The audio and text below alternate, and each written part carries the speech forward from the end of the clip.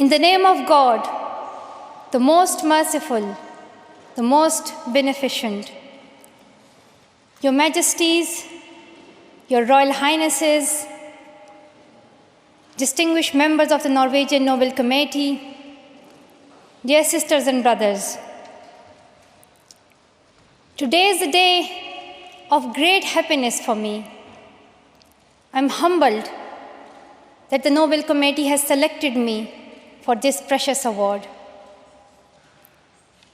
Thank you to everyone for your continued support and love. Thank you for the letters and cards that I still receive from all around the world. Your kind and encouraging words strengthens and inspires me. I would like to thank my parents for their unconditional love. Thank you to my father for not clipping my wings and for letting me fly.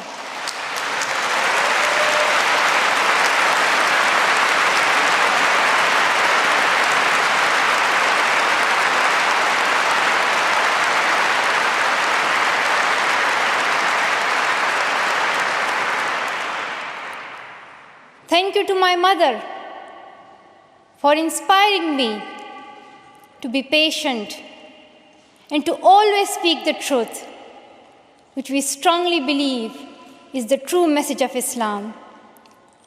And also, thank you to all my wonderful teachers who inspired me to believe in myself and be brave. I'm proud, well, in fact, I'm very proud to be the first Pashtun, the first Pakistani, and the youngest person to receive this award.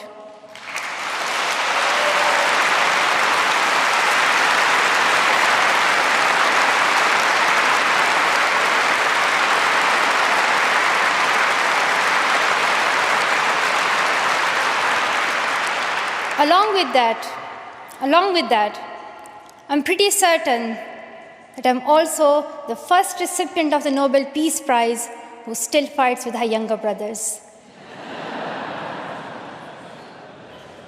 I want there to be peace everywhere, but my brothers and I are still working on that.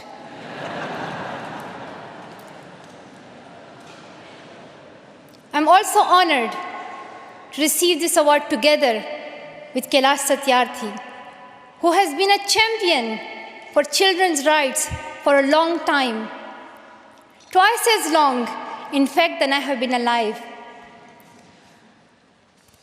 I'm proud that we can work together. We can work together and show the world that an Indian and a Pakistani, they can work together and achieve their goals of children's rights.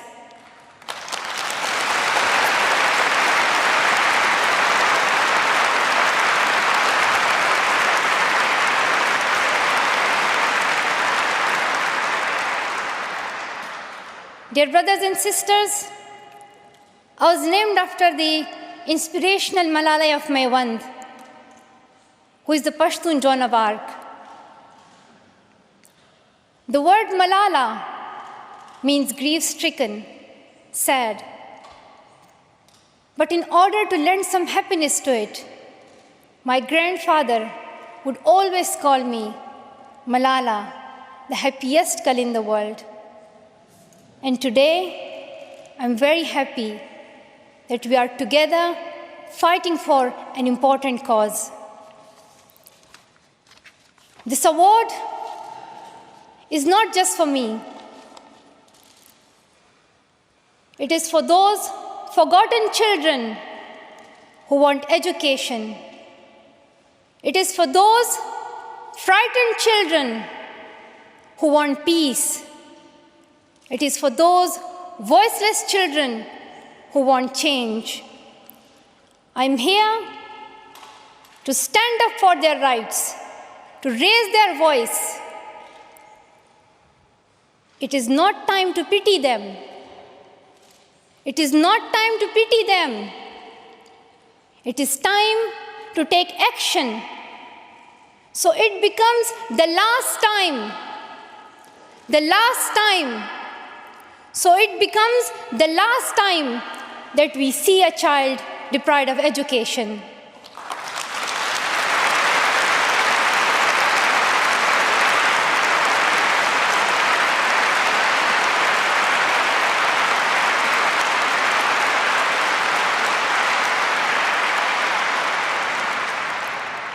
I have found that people describe me in many different ways.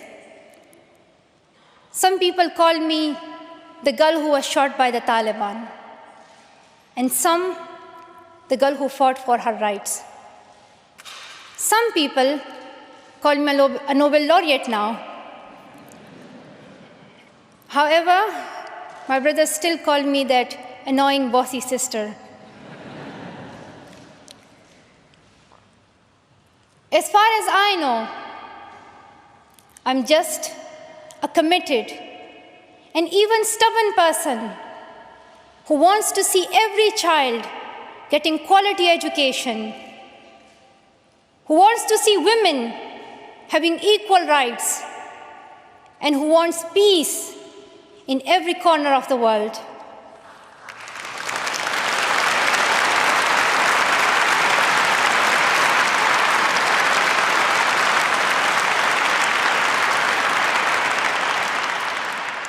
Education is one of the blessings of life and one of its necessities. That has been my experience during the 17 years of my life. In my paradise home, Swat, I always loved learning and discovering new things. I remember when my friends and I would decorate our hands with henna on special occasions. And instead of drawing flowers and patterns, we would paint our hands with mathematical formulas and equations. We had a thirst for education. We had a thirst for education because our future was right there in that classroom. We would sit and learn and read together. We loved to wear neat and tidy school uniforms. And we would sit there with big dreams in our eyes.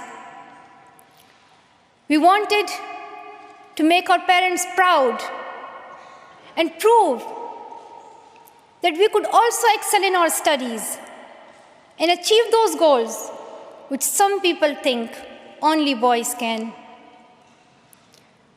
But things did not remain the same. When I was in Swat, which was a place of tourism and beauty, suddenly changed into a place of terrorism. I was just 10 that more than 400 schools were destroyed. Women were flogged. People were killed. And our beautiful dreams turned into nightmares. Education went from being a right to being a crime. Girls were stopped from going to school. We could not just stand by and see those injustices of the terrorists, denying our rights, ruthlessly killing people, and misusing the name of Islam. We decided to raise our voice and tell them, have you not learned that in the Holy Quran Allah says, if you kill one person, it is as if you kill the whole humanity?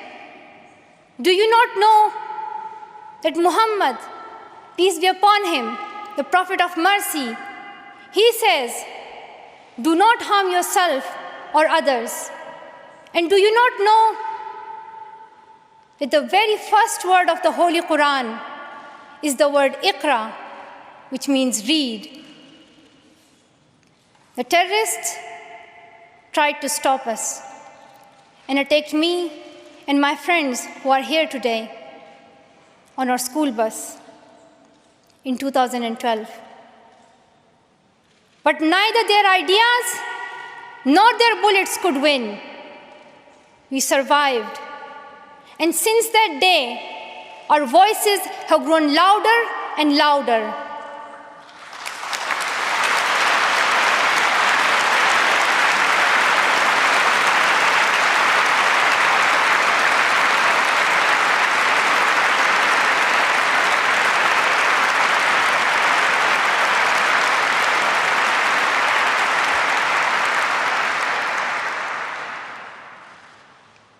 I tell my story not because it is unique, but because it is not. It is the story of many girls. Today, I tell their stories too. I have brought with me some of my sisters from Pakistan, from Nigeria, and from Syria who share this story. My brave sisters, Shazia and Kainat, who were also shot that day on our school bus. But they have not stopped learning.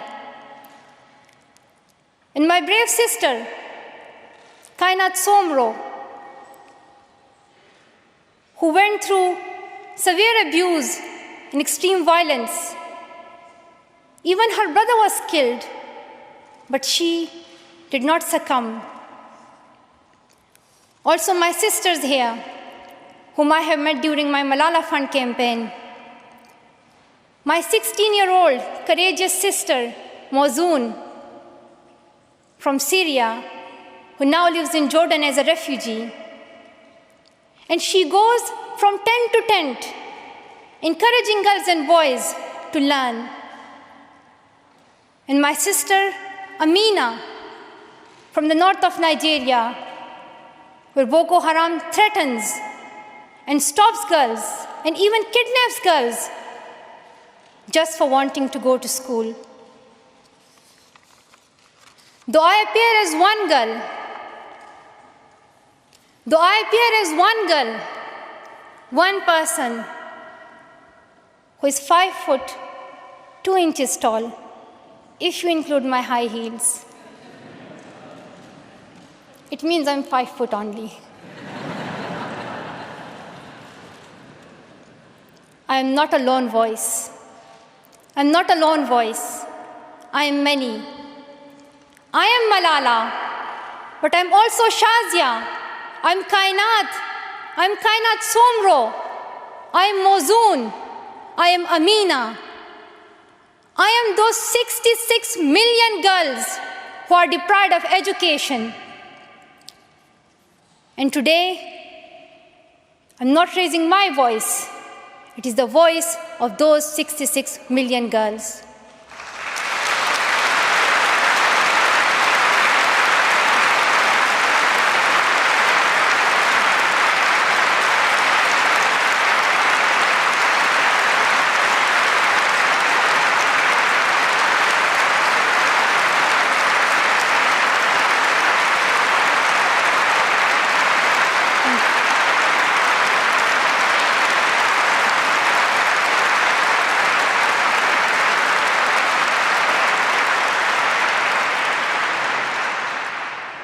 Sometimes people like to ask me, why should girls go to school? Why is it important for them? But I think the more important question is, why shouldn't they?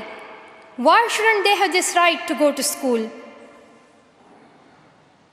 Dear brothers and sisters, today, in half of the world, we see rapid progress and development.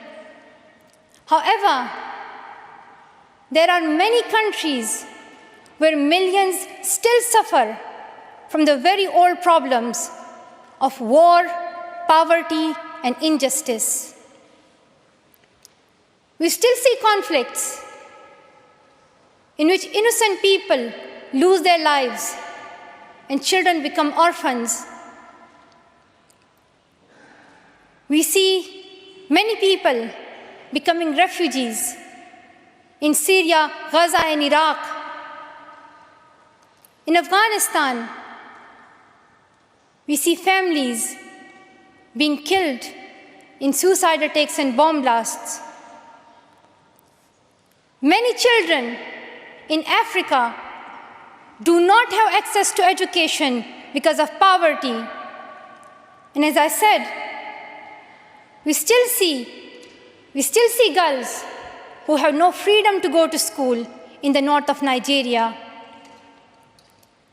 Many children in countries like Pakistan and India, as Kailash Satyarthi mentioned, many children, especially in India and Pakistan, are deprived of their right to education because of social taboos, or they have been forced into child marriage or into child labor. One of my very good school friends, the same age as me, who has always been bold and confident girl, dreamed of becoming a doctor. But her dream remained a dream. At the age of 12, she was forced to get married. And then soon, she had a son. She had a child when she herself was a child, only 14. I know that she could have been a very good doctor, but she couldn't because she was a girl. Her story is why I dedicate the Nobel Peace Prize money to the MALALA Fund to help give girls quality education everywhere, anywhere in the world, and to raise their voices.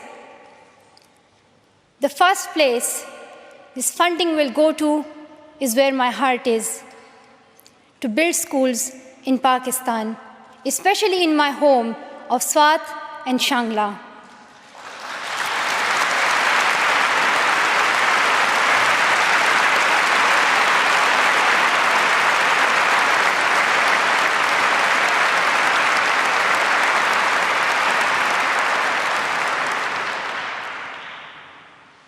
In my own village, there is still no secondary school for girls.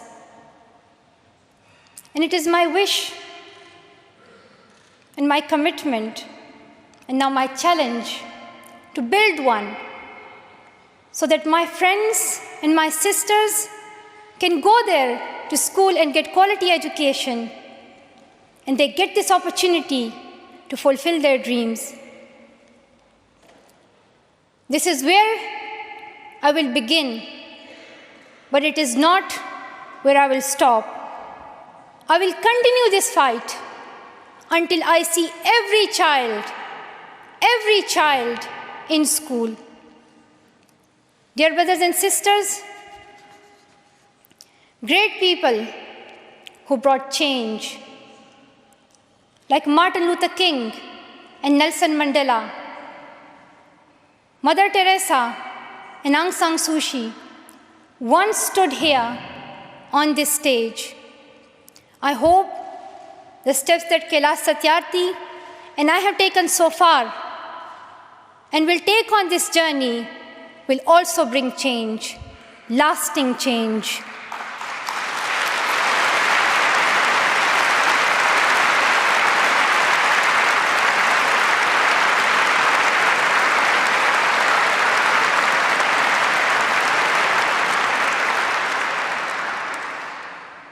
My great hope is that this will be the last time. This will be the last time we must fight for education. Let's solve this once and for all. We have already taken many steps. Now it is time to take a leap. It is not time to tell the world leaders to realize how important education is. They already know it. Their own children are in good schools.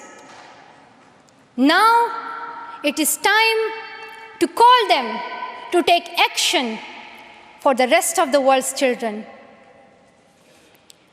We ask the world leaders to unite and make education their top priority.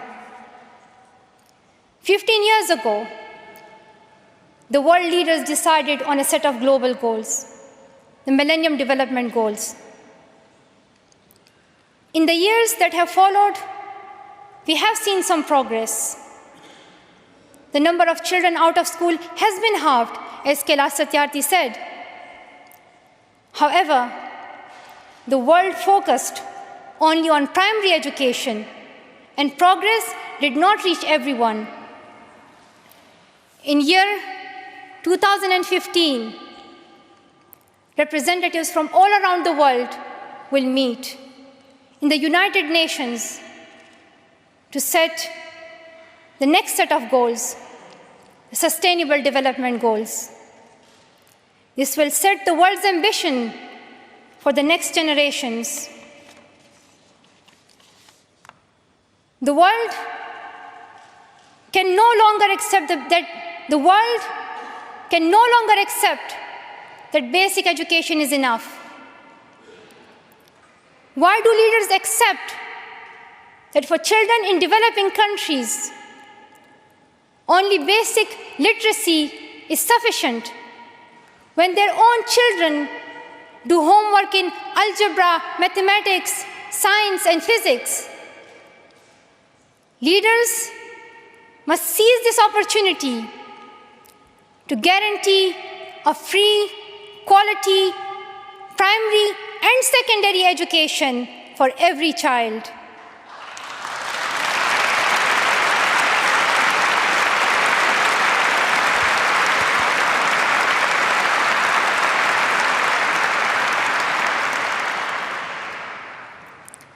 Some will say this is impractical, or too expensive, or too hard, or maybe even impossible. But it is time the world thinks bigger. Dear sisters and brothers, the so-called world of adults may understand it, but we children don't. Why is it that countries which we call strong are so powerful in creating wars, but are so weak in bringing peace? Why is it?